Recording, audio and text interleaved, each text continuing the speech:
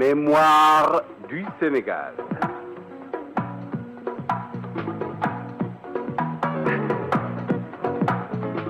Mémoire du Sénégal de 1455 à nos jours.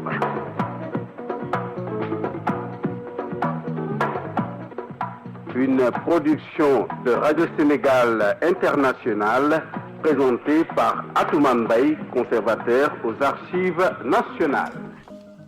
Amis auditeurs de Radio Sénégal International qui nous écoutez de par le monde, bonjour ou bonsoir selon l'endroit d'où vous nous recevez.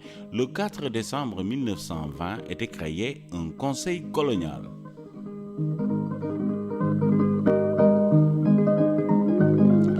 L'Afrique occidentale française et certaines des colonies qui la constituent, notamment le Sénégal, la Mauritanie et le Niger, subissent une grande réforme à la faveur de décrets signés le 4 décembre 1920. Au Sénégal, en effet, coexistent depuis 1891 deux entités administratives et financières distinctes, les pays d'administration directe et les pays de protectorat. Les pays d'administration directe sont constitués des 4 communes de plein exercice que sont Gorée, Dakar, Saint-Louis et Rufisque, ainsi que des principaux postes administratifs. Ces pays d'administration directe sont placés sous l'autorité directe du gouverneur qui les administre en se faisant aider d'un conseil privé et d'un conseil général élu par les citoyens. Les pays de protectorat, dont l'organisation a été fixée par le décret du 28 octobre 1904, comprennent tout le reste du Sénégal. Ils sont, quant à eux, placés sous la tutelle du gouverneur qui est assisté dans leur administration par un conseil d'administration qui, à l'exception de 2 notables indigènes, a la même composition que le conseil privé. Les 2 entités territoriales ont 2 budgets distincts. La création du budget général de la OEF en 1904 a privé le budget des pays de protectorat de ses principales ressources, occasionnant un déséquilibre financier par rapport au budget des pays d'administration directe. Cette situation ne manqua pas de susciter des revendications de la part des habitants des pays de protectorat. Pour remédier à cette situation et en même temps affaiblir les citoyens qui, forts de leur élection, contrecarrent souvent les velléités d'autoritarisme du gouverneur, l'administration décide d'opérer l'unification administrative et financière du Sénégal. Pour ce faire, elle met sur pied à la place du Conseil général un conseil colonial.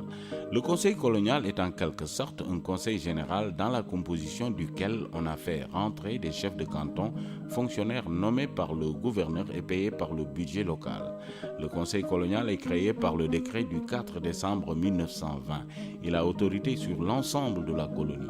Le conseil colonial est formé de 20 membres élus par l'ensemble des citoyens français de la colonie et de 20 membres élus par les chefs de province et de canton. Tous les membres sont élus pour 4 ans et à partir de 1930 pour 6 ans. Ils sont indéfiniment rééligibles. La colonie est divisée en 4 circonscriptions électorales: Fleuve, Voie ferrée, Sine Saloum et Casamance. Le conseil colonial élit en son sein une commission permanente dont la composition a varié avec le temps. De 8 membres au début, elle est passée à 11 membres avec la réforme de 1939, soit 4 élus citoyens, 4 chefs et 3 anciens militaires.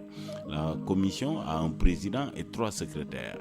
Elle tient un procès-verbal de ses délibérations et présente à l'ouverture de chaque session ordinaire du Conseil un rapport sur l'ensemble de ses travaux.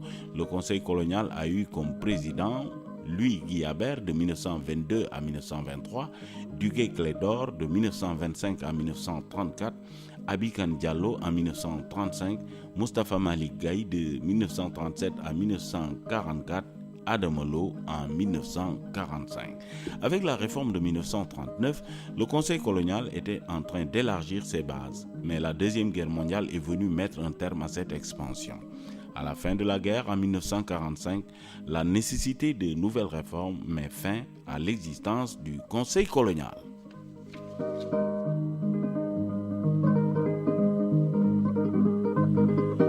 À la prise de son, Salimata Diop, à la présentation, Atoumane Mbaye, mes auditeurs, encore une fois, merci de nous consacrer chaque jour un peu de votre temps. Nous vous donnons rendez-vous demain à la même heure sur les ondes de Radio Sénégal International.